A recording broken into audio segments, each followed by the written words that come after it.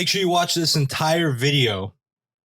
We're going to give a couple predictions. So if you watched the podcast last time, we did it for college football. We're going to do it this time for the NFL, and we're going to do it for the rest of the year for the NFL. We're going to break down 4 games, give you some trend reports. Chris is going to tell you what those trends point to. I'm going to play a little devil's advocate and give the other side. So make sure you watch the entire thing. We're going to give you a lot of information, but there will be a couple predictions also. Ted Brooks with the Sports Profits along with Chris Temple. How you doing today, Chris?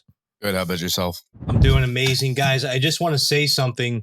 We're here on a Friday night bringing you information free of charge. So I hope you love it. I hope you respect it. Make sure that you like the video, subscribe to our YouTube, click the notification bell, all that good stuff. And when you're done with that, go back to our Instagram, follow the Instagram, follow the stories. We're trying to give you as much free quality information as possible. Let's start with the Colts versus the Texans. Chris is going to break down some trends, and then I'm going to come in and tell you why I think maybe those trends may not matter in this game. So go ahead, Chris. So what I've been digging up is pointing everything towards Indianapolis. They're 7-3 straight up in their last 10 games. Their offense is a juggernaut right now. They're 6-1 against the spread in their last 7 games against Houston. 7-0-1 against the spread in their last 8 games at Houston. Houston, on the other hand, just 4-8 against the spread in their last 12. They've been abysmal. Not the same Houston that they've been.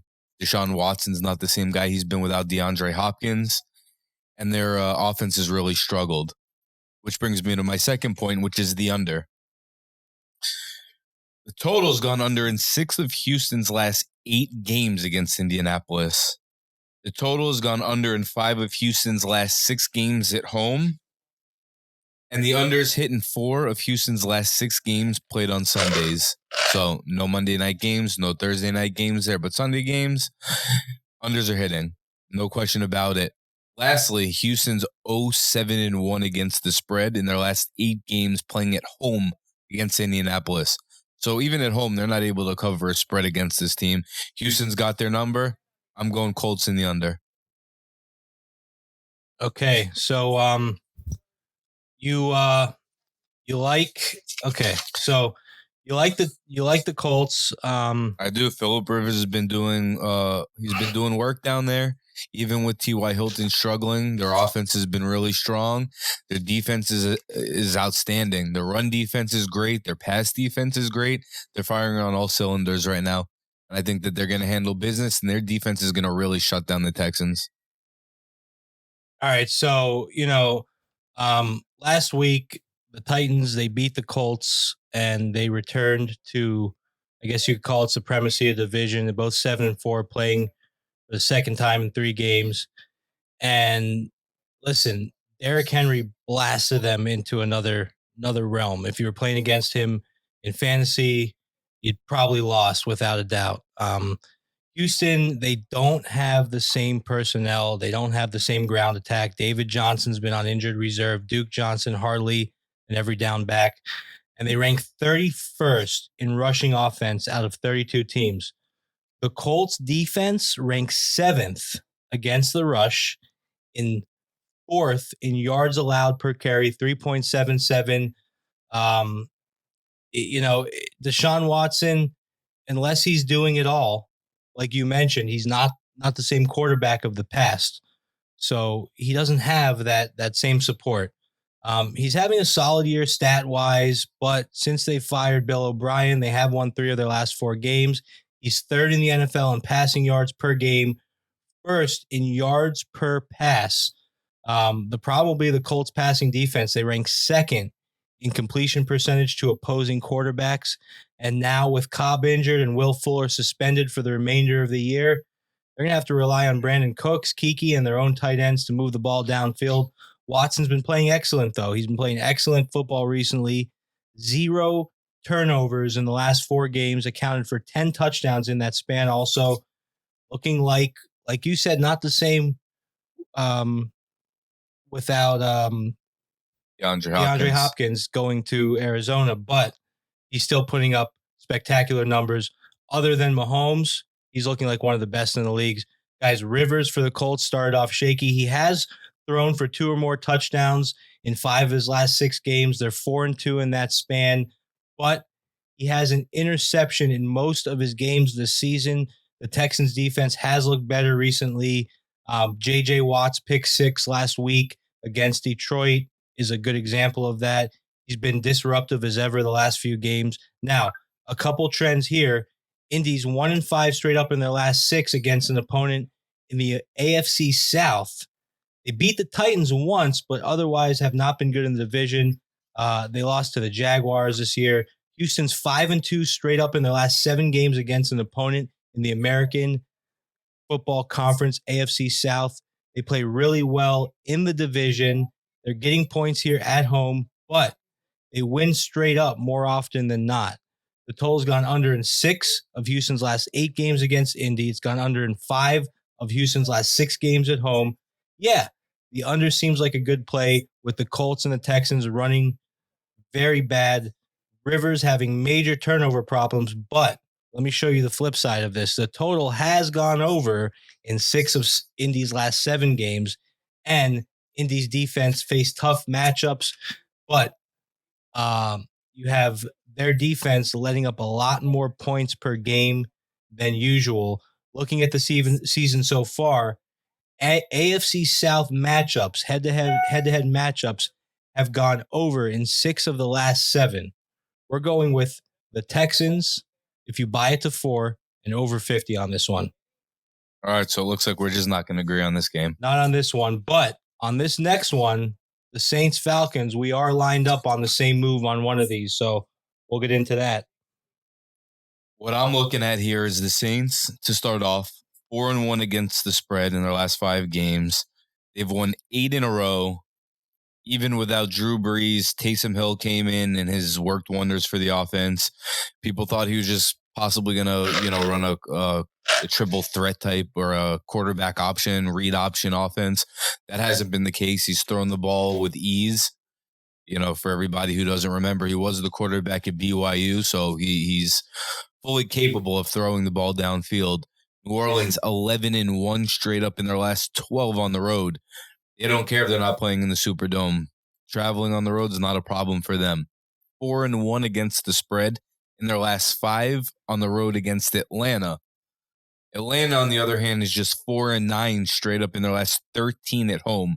So they're really suffering. They blew a couple of those big lead games early in the season. They had about a 99% win probability, and I think 3 of those games that they lost, which is astronomical. But they've really had trouble, winning games and covering spreads.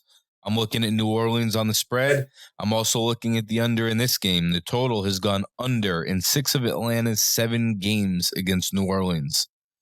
The total under in 6 of Atlanta's last 8 games. So Atlanta's offense hasn't been the same offense that we're used to seeing, where they're throwing the ball left and right, up and down the field with ease. They've struggled, and I really got the under in this game. Yeah, so you're right about what you said as far as the trends go, but these are a Saints team without Drew Brees, and these are a Falcons team who seem to have new life. At the beginning of the year, we know from personal, we lost a big bet on the Falcons early in the year. So we know they haven't been performing up to par, but they're playing a consecutive home game and they're going for their 4th win in 5 weeks. So they're looking a little bit better now than they were in the beginning of the season. They did play the Saints 2 weeks ago. It was Taysom Hill's first game, as you mentioned. He was at the helm. And the Falcons offense was completely stymied and they were beat 24-9. Young Hoku's worst game of the season. The Saints defense has been particularly tough this season. They're quite underrated. They're ranked 5th in total defense, allowing 20 points per game, 6th in the NFL against the pass, 2nd against the rush. So I understand where you're getting those predictions from. Falcons defense not far behind. Very strong defense as well, and this is lining up to where we agree on something here. The pass defense for the Falcons is poor. They're ranked 31st in the league. We saw last week against the Raiders, they didn't perform well. The D line, however, completely shut down the rushers. Josh Jacobs got shut down last week, and he's one of the best backs in the NFL right now. Defense has a lot of heart, playing their asses off, allowing 20 points per game in the last 6 contests. They fired their head coach, and they've been really, really, really full steam ahead. Tough defense for the Falcons. The Saints are going to be forced to throw the ball, and Drew Brees is not in. It's Taysom Hill, as we said. Last week against the Broncos, he made a lot of poor throws. I mean, it was a joke of a game because the Broncos didn't have a quarterback. So, I mean, to a point, what he did really didn't matter. He's extremely versatile, extremely talented. Sean Payton knows how to use him, but we think the Falcons will be prepared for him this week, where they were not the first time that they saw him.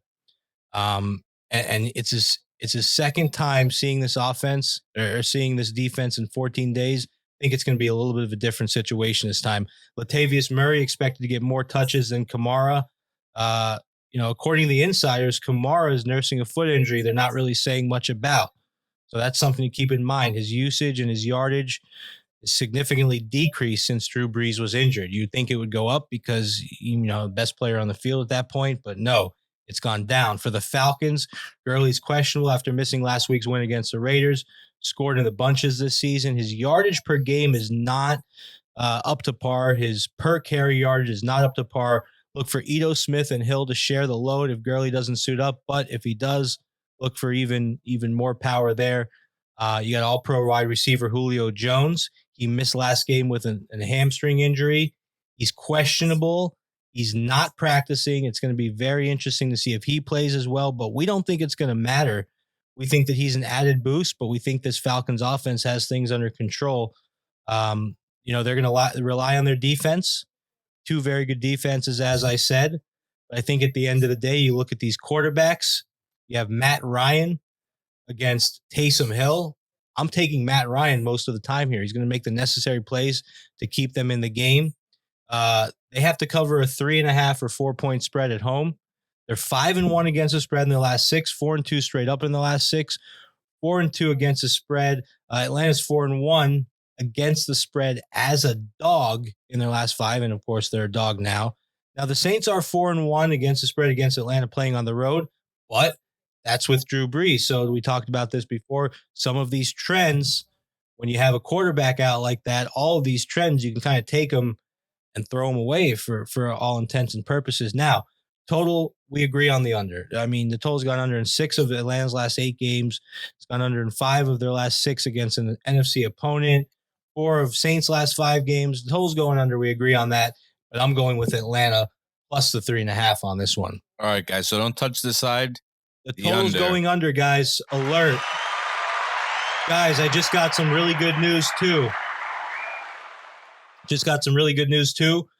We have 2 more games left, and then we'll be calling in our colleague. He does not work for Sports Profits, but he is a social media sports personality, Darren Dimes. We collaborate with him from time to time, and he will be hopping on a phone call here in a few minutes to break down some daily fantasy plays for Sunday NFL. But first, we have 2 more games to cover. Rams versus Cardinals next. Go ahead. Take it, Chris. Yep. So I'm going to be touching on the Rams here. Everything I like is pointing in their favor. 5-1, against the spread in their last 6 games against Arizona. The Rams are 11-5 against the spread in their last 16 on the road, and 5-0 against the spread in their last 5 on the road at Arizona. 13-6 straight up in their last 19 games in the division, and Arizona's just 1-4 against the spread in their last 5 games. 0-5 against the spread in their last 5 games at home against the Rams, and they're just 3-6-0, 3-6 against the spread in their last 9 games this season. I like the Rams. I'm also liking the under again. I'm a big under guy. If you guys get to know me a little bit better, I love the under. Chris Temple plays a lot of unders, guys. He makes a lot of money with unders, and too. I do like the under in this game as well. It's gone under in 4 of LA's last 5 games this season. It's also gone under in 6 of Arizona's last 9 games against the Rams.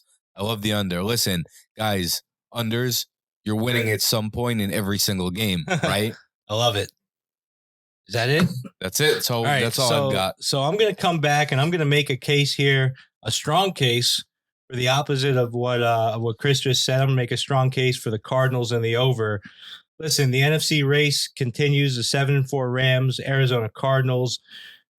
First of their two matchups, looking to they got 5 weeks left and two matchups in 5 weeks. That's always fun. The Rams are coming off a loss against the Niners.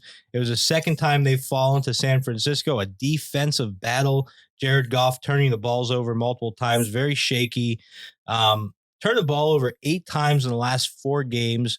We don't care how good your defense is. If your quarterback's turning the ball over twice a game, you're going to probably lose the game. Kyler Murray, he hasn't been himself the last 2 games. He started off this season looking like an absolute superstar. He tweaked his shoulder on a sack 2 weeks ago and hasn't looked the same. His throws haven't had the same luster, the same velocity, if you would. And they lost a close one to the Seahawks, failing to score that tying touchdown. Lost by a kicker, Zane Gonzalez, missing another fourth quarter field goal. Listen, it wasn't Kyler Murray's fault that they lost, but he has the lowest offensive output of the year.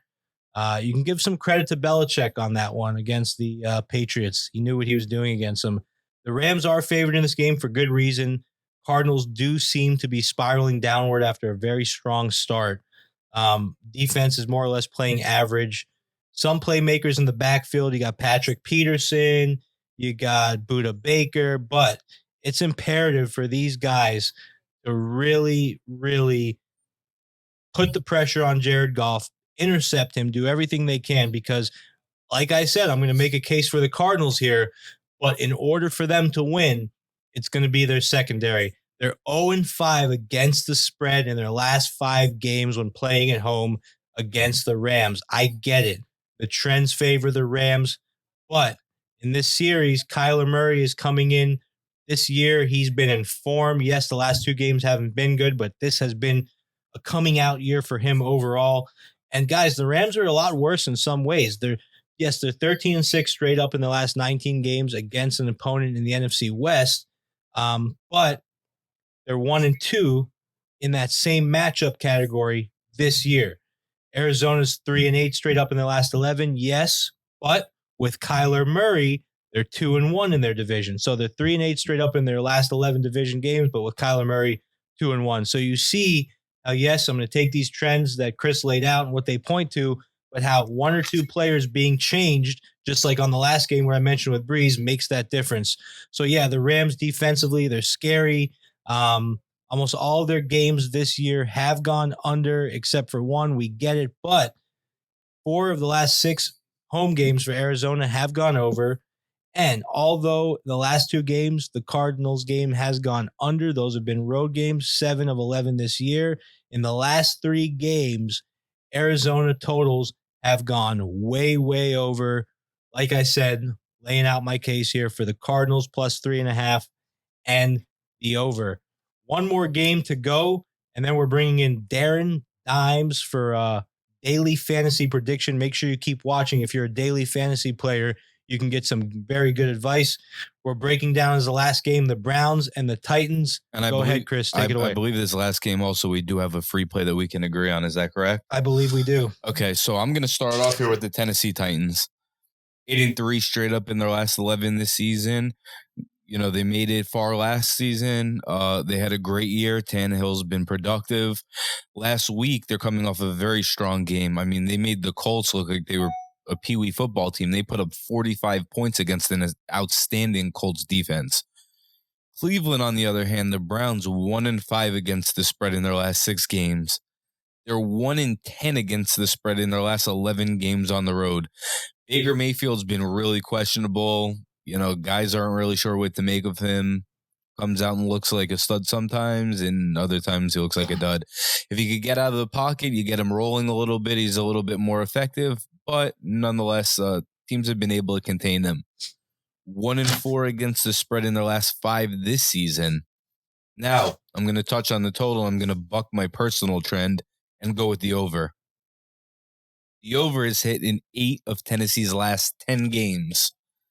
It's gone over in 9 of Tennessee's last 12 games at home.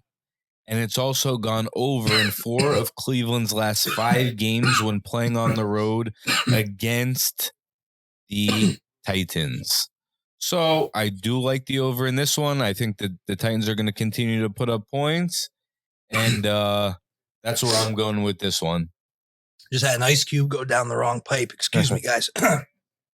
So we're going to give you guys another matching prediction. One more time, make sure you watch to the end to get Darren Dimes DFS. This is a Music City matchup.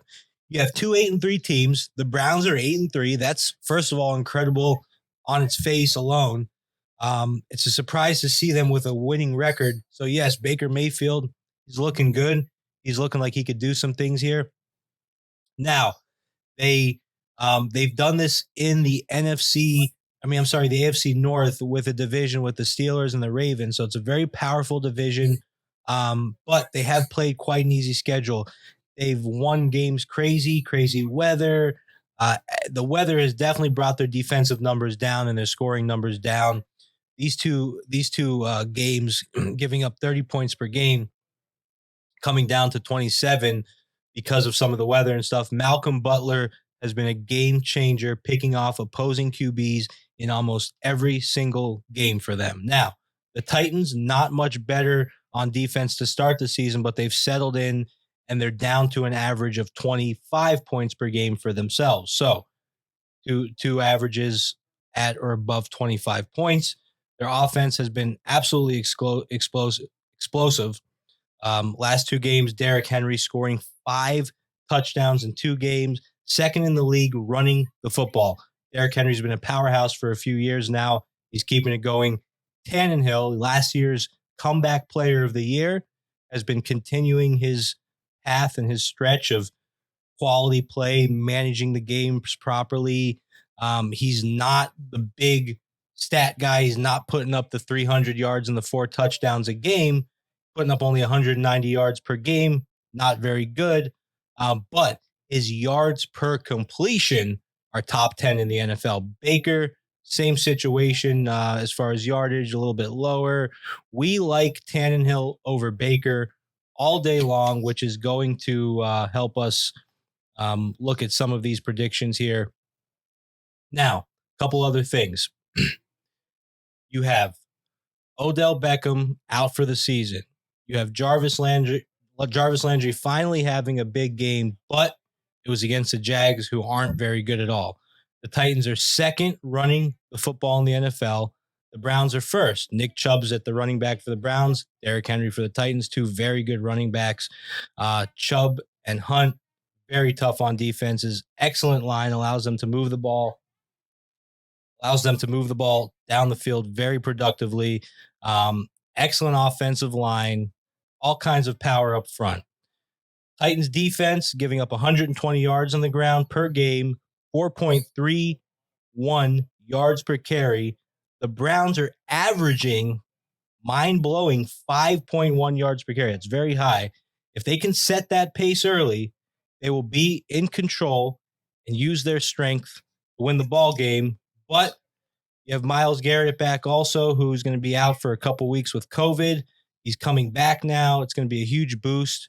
9th against the run, 11th in sacks. Cleveland is 5-2 straight up in their last 7 games against an opponent in the American League, in the American Football Conference, in the AFC.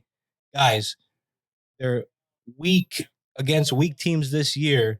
They beat the Colts, who play strong this year. Cleveland is 1-10 against the spread in their last 11 games on the road, but most of these games were as a favorite and not a dog. As a dog, 1-2 this year. Cleveland's 8-2 straight up in their last 10. They win. They just really haven't been covering the games.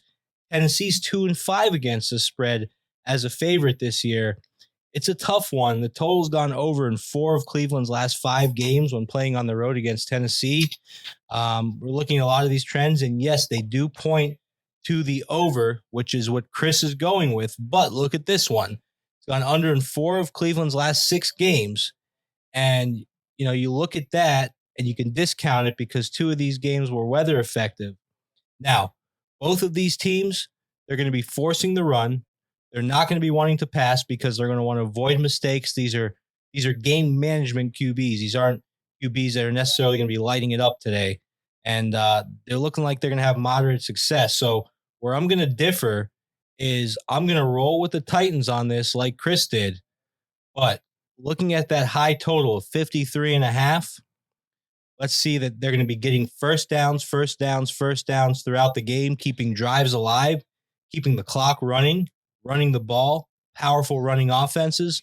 I think the powerful running offenses playing up against each other are going to keep that total under 53 and a half. But we do agree here. We have an agreement on Tennessee on this one. Sure do.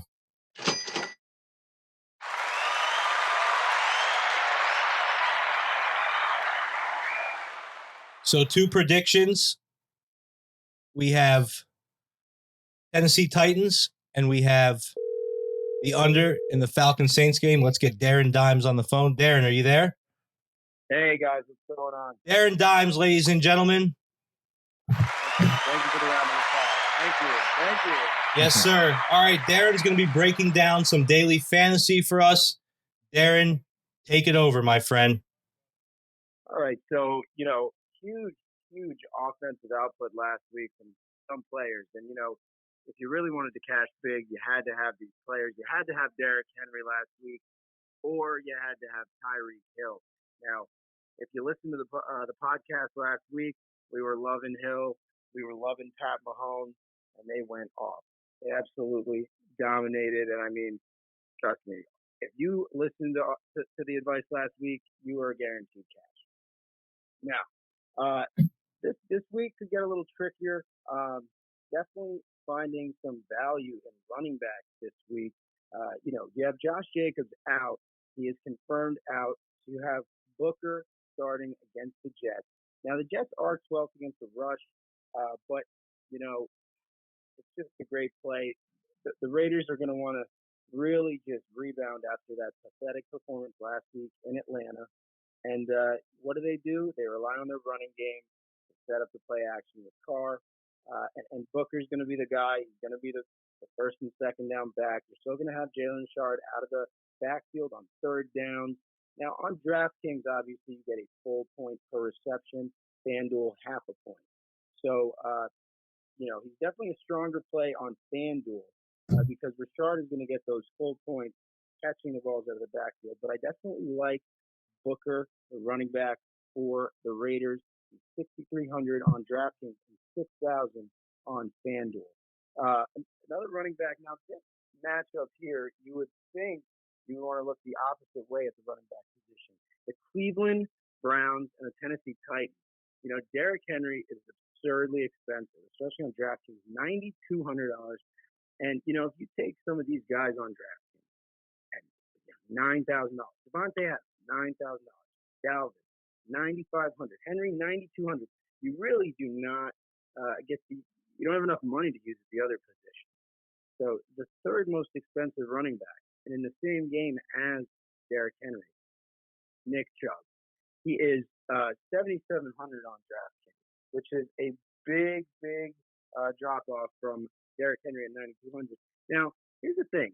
Chubb has been getting 20 carries a game for the last few starts. And last week he also had 3 catches to add to that. Normally Kareem Hunt, obviously the pass catching back for the Browns. This week I think Chubb is going to exceed those 20 carries. They're going to want to control the clock, keep the ball out of Tannehill and Derrick Henry's hands, and they're running backs. They definitely do well against the Titans. They are 20th against the rush. I really do like Chubb here. I think he scores a touchdown as well. Some cheaper options. David Montgomery, who really came alive in garbage time last week against the Packers, playing against Detroit, the 32nd ranked rushing defense in the league to opposing running back. He had about 27 fantasy points against me in season-long fantasy last week. It hurt. Was I playing against you, Ted? Did you have him? I'll kill you. As you know, I have a partner that runs my fantasy team for me now because of how busy we are. You don't even know who you have. Well, you beat me last week, and I believe you had Montgomery. My fantasy team has very low points, and we're getting very lucky by playing some of the worst teams Well, for the I'm week. in third So place, but you beat me last week. You actually whooped me. And Montgomery is another good play this week. With Tariq Cohen out this season, he's the every down back, and he hasn't really had a good season behind that offensive line. But last week he looked a little bit better. Obviously, the Packers are the 31st worst team against the rush. That whole division is not very good against the rush. But I think he's another good play this week. 5,500 in DraftKings, which is a steal because I think he's going to catch at least 3 or 4 balls. So I think he's a really good play. He's actually a little more expensive than FanDuel, 6,200. A super low sneaky play at running back. Now, this is a little crazy. It's a little stretch, but Frank Gore, the old man. the old man. Wow. Man, and again, Old we're in the faithful. same game. We like Booker. Gore, is he 50? I don't know how old he's. Vegas is 27th against opposing running back. And Gore actually had a decent game last week. He was catching the ball. He kind of looked like he was 38 instead of 50. So I think he's a decent play at 4,400 on DraftKings, which is super low for a starting running back. Let's see. Moving on to the wide receiver position, definitely want to spend some money here. You look at the Vikings against Jacksonville. Jacksonville 26 in fantasy points allowed to opposing wide receivers. Adam Thielen was out last week with COVID. He's back. He has a touchdown in almost every single game this season. Justin Jefferson got his looks last week, had 2 touchdowns. And Thielen's back. Thielen's going to resume the role, the number one. And Jacksonville is giving up a lot of touchdowns to opposing wide receivers. So I definitely think even for the price, 7,300 on DraftKings, 7,800 on the duel, I think Thielen is a good play. As I said before, Devontae Adams for the Packers, he is matchup proof, but it's really tough to dish out that kind of money to put him on your team. But I do have a lineup with him on. I like Michael Thomas this week against the Falcons. Falcons are third in the NFL against the run, but they are now they're about 29th against the pass. And Michael Thomas, without Drew Brees, obviously his value has come way down. That whole offense has. Kamara as well. But he is now $7,000 on DraftKings, $7,200 on FanDuel. So these teams played 2 weeks ago, the Falcons and the Saints. Taysom Hill was the quarterback. And Michael Thomas had 10 catches, I believe, on 14 targets for 120 yards. On DraftKings, we're getting a full point per reception. That definitely goes a long way. He runs all of the routes. Really like him this week. Becomes like a crutch. It becomes a crutch for a backup quarterback. It's a natural phenomenon. Yeah, and if you saw last week, even against the Broncos, who had no quarterback themselves, Taysom Hill is not a good passer. He is gifted with the legs. So he's going to be relying on Thomas to catch his balls. Basically, is what you're saying. He's going to have Yeah. to because Falcons third against the run. So, Hey, before before you get into quarterbacks, Darren, we're going to offer our fans a chance to take advantage of your prop play. So I just want to let everyone know that, yes, Darren's giving some nice free information here on these DFS matchups and what might be a good purchase. But you want a straight up prop bet, Darren provides those also. That's his specialty. So Rushing the hang props. tight. Link's going to be in the bio for the prop bets, guys. Go ahead and move on to quarterbacks, Darren. Talk to us. All right. So this is a toss up here. The number one now, you have quarterbacks like Mahomes are not even an option here. Obviously, it's only the main lineups for Sunday, 4 p.m., 1 p.m. Russ is the most expensive, as he should be. Playing the Giants, I think he's going to get a lot of easy looks, not a lot of yards. I think he's going to throw a few touchdowns because for the Giants, you have Daniel Jones out with a hamstring injury. He's doubtful. He's not going to play. And you're going to have good old Colt McCoy starting. And, oh, boy, you think Daniel Jones turns the ball over a lot. Oof.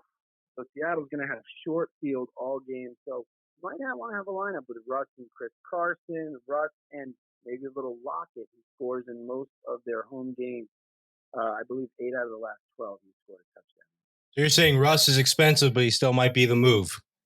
He still might be the move because their defense, which I'll come to that later, is going to be literally murdering Colt McCoy all game.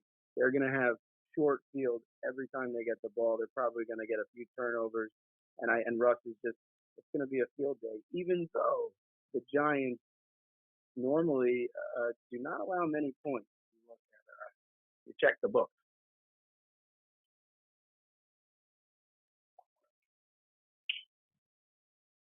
Did I lose you? You know we're here. Oh, okay. All right. So moving on. I really like. You like that? Oh, I love. Oh, Kirk Cousins. Love him. I love him. He really won me over with that.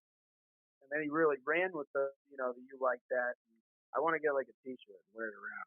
It's great. 6,400 on DraftKings, 7,300 on FanDuel.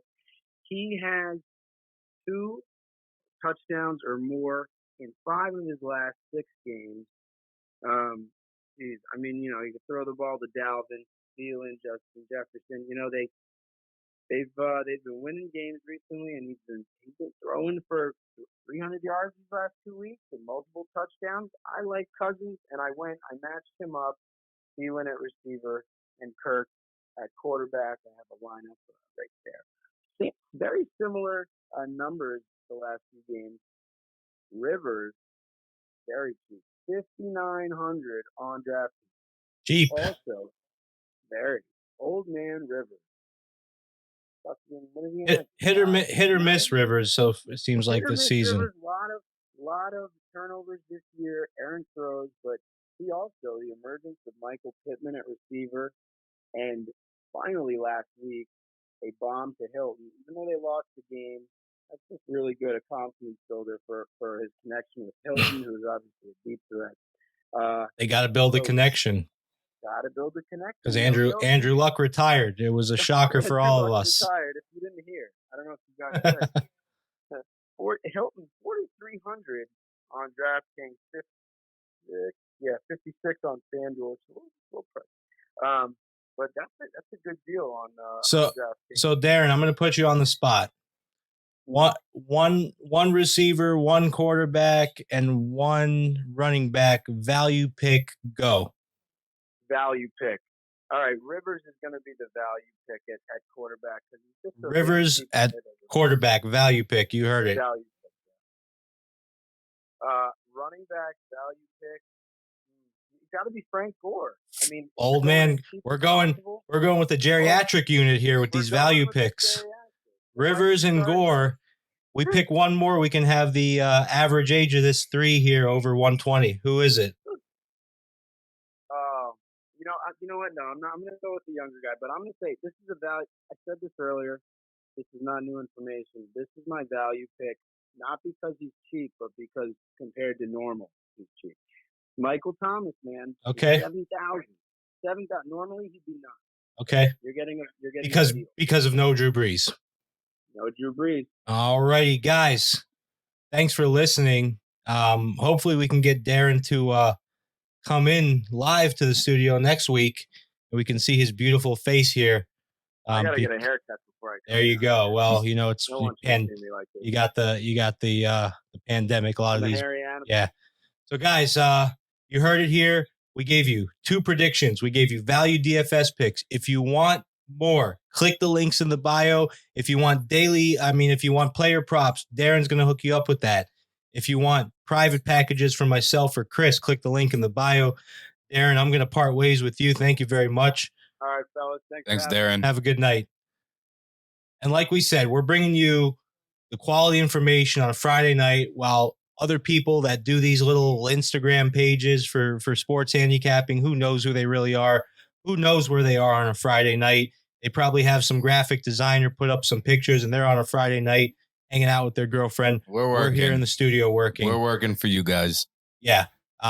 Every day, every night. So we're going to bring you this NFL type of breakdown for the rest of the year. Remember, 2 free predictions. We gave you the under in the Falcons Saints game, and we gave you the Titans over the Browns.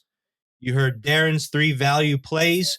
Frank Gore at running back for DFS. Michael Thomas at receiver. And then old man Phillip Rivers at quarterback. Those were the value DFS plays. Till next time, if you want us to keep these coming, make sure you like this video, subscribe to the YouTube, click the notification bell in the corner, and follow the Instagram and follow the stories. Ted Brooks, Chris Temple. Thanks for watching, guys. See you later.